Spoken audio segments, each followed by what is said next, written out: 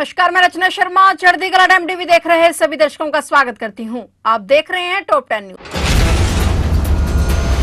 केंद्रीय गृह मंत्री अमित शाह ने राज्यसभा में गृह मंत्रालय के कामकाज पर चर्चा का जवाब दिया। इस दौरान उन्होंने आतंकवाद पर करारा हमला बोलते हुए सरकार की जीरो टॉलरेंस की नीति का जिक्र किया। उन्होंने अनुच्छेद 370 समेत तमाम मुद्दों पर कांग्रेस समेत विपक्ष को घेरा। उन्होंने कहा कि 4 दशक से देश में 3 नासूर थे, पहला आतंकवाद, दूसरा नक्सलवाद और तीसरा पूर्व उग्रवाद। हमने आतंकवाद को मुंह तोड़ जवाब दिया। प्रधानमंत्री नरेंद्र मोदी की सरकार ने आतंकवाद के खिलाफ जीरो टॉलरेंस की नीति अपनाई। उन्होंने कहा कि देश में कई अपराध देश के बाहर से भी होते हैं, इसलिए इन सबको ध्यान में रखते हुए गृह मंत्रालय में बदलाव करना जरूरी हो जाता है। मैं यह गर्व के साथ कहता हूं कि 10 साल में पीएम नरेंद्र मोदी ने राष्ट्रीय सुरक्षा सुनिश्चित करने के लिए गृह मंत्रालय में लंबे समय से लंबित बदलाव एक बार में किए हैं।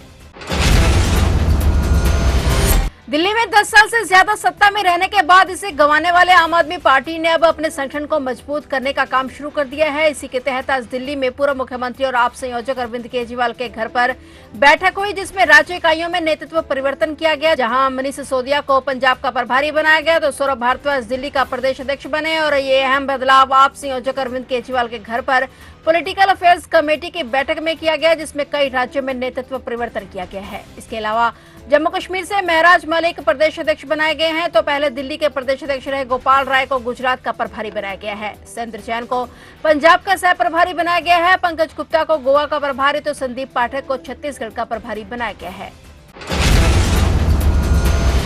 पंजाब विधानसभा का बजट सत्र आज राज्यपाल गुलाब चंद कटारिया के अभिभाषण से शुरू हुआ। राज्यपाल गुलाब चंद कटारिया जब अपना अभिभाषण दे रहे थे तो नेता प्रतिपक्ष प्रताप सिंह बाजवा ने राज्यपाल के अभिभाषण के बीच में टोकते हुए सरकार के बजट की रूपरेखा पर सवाल उठाया। बाजवा ने किसानों को डिटेन किए जाने और कर्नल के बेटे से मारपीट को लेकर मुद्दा उठाया। कांग्रेस विधायकों ने हाथों पर काली पट्टी बांधकर अपनी सीटों पर खड़े होकर राज्यपाल के अभिभाषण में सरकार के बजट और प्रदेश के मौजूदा हालात पर मुर्दाबाद के नारे लगाए। नेता प्रतिपक्ष और कांग्रेस विधायकों ने विधानसभा में जय जवान जय किसान के नारे लगाए। नेता प्रतिपक्ष बाजवा और सभी विधायक वेल में पहुंचे, जिसके बाद स्थिति बिगड़ते देख मार्शलों को बुलाया गया और नेता प्रतिपक्ष और कांग्रेस विधायकों ने राज्यपाल के अभिभाषण का बॉयकॉट किया।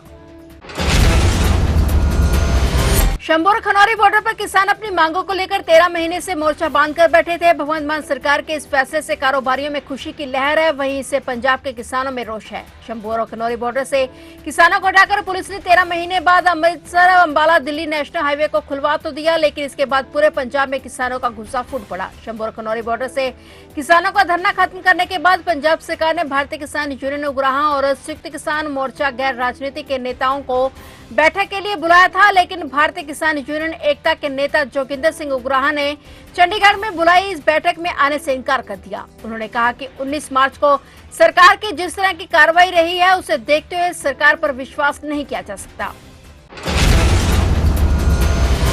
सर्वोच्च न्यायालय कॉलेजियम ने दिल्ली उच्च न्यायालय के न्यायमूर्ति यशवंत सिंह वर्मा के खिलाफ एक रिपोर्ट आने के बाद उन्हें एक मूल उच्च न्यायालय इलाहाबाद में स्थानांतरित करने का निर्णय लिया। मुख्य न्यायाधीश संजीव खन्ना की अध्यक्षता वाली सुप्रीम कोर्ट कॉलेजियम ने केंद्र सरकार को उनके स्थानांतरण की सिफारिशें की। न्यायमूर्ति वर्मा ने अक्टूबर 2021 में दिल्ली उच्च न्यायालय के न्यायाधीश के रूप में शपथ ली। एक रिपोर्ट के अनुसार पिछले हफ्ते होली की छुट्टियों के दौरान उनके सरकारी बंगले में बड़ी मात्रा में बेहिसाब नकदी मिलने के बाद ये फैसला लिया गया। ये धनराशि उस समय मिली जब इमारत में आग लग गई और न्यायाधीश के परिवार के सदस्यों ने, जो उस समय शहर में नहीं थे, आपातकालीन सेवाओं को फोन किया। उन्होंने फिर पुलिस को बुलाया और इस मामले में एक वरिष्ठ वकील ने दिल्ली उच्च न्यायालय के मुख्य न्यायाधीश से न्यायमूर्ति यशवंत वर्मा के घर से कथित भारी मात्रा में नकदी बरामदगी मामले में कार्रवाई की अपील की।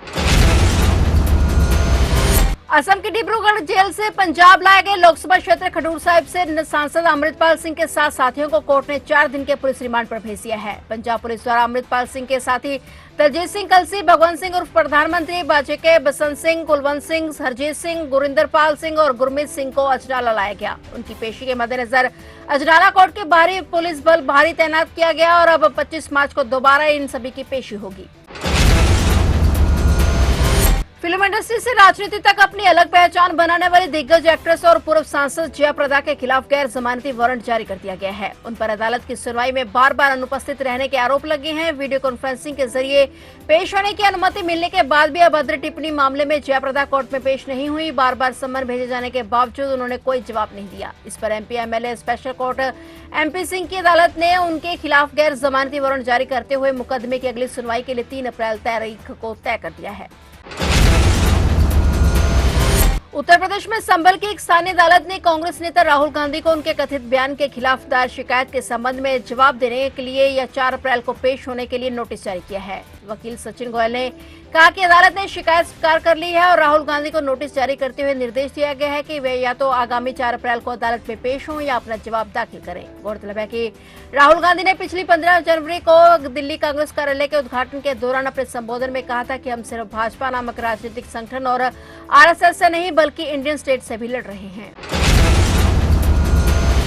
मुख्यमंत्री नायब सिंह सैनी ने विधायक आदर्श ग्राम योजना के तहत हरियाणा में 25 विधानसभा क्षेत्रों के विकास कार्यों के लिए विधायकों को 1-1 करोड़ रुपए की राशि जारी की है। उन्होंने कहा कि विधायक आदर्श ग्राम योजना के तहत शेष बचे हुए विधायक भी अपने अपने विधानसभा क्षेत्र के विकास कार्यों की सूची भिजवाएं ताकि उन्हें भी यह राशि जल्द से जल्द जारी की जा सके। मुख्यमंत्री ने कहा कि राज्य बजट 2025-26 में भी सभी विधायकों को उनके विधानसभा क्षेत्रों में विकास कार्य करवाने के लिए 5-5 करोड़ रुपए की राशि देने की घोषणा की गई है। ये राशि 3 किश्तों में दी जाएगी।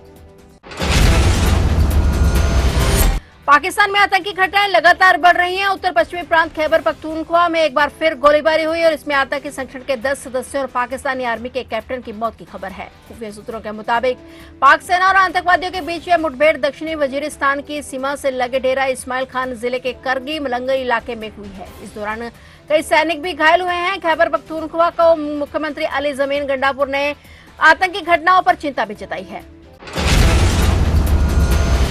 फिलहाल टॉप 10 न्यूज में इतना ही और नए समाचारों के साथ फिर से हाजिर होंगे। तब तक के लिए देखते रहिए चढ़ती कला टाइम टीवी।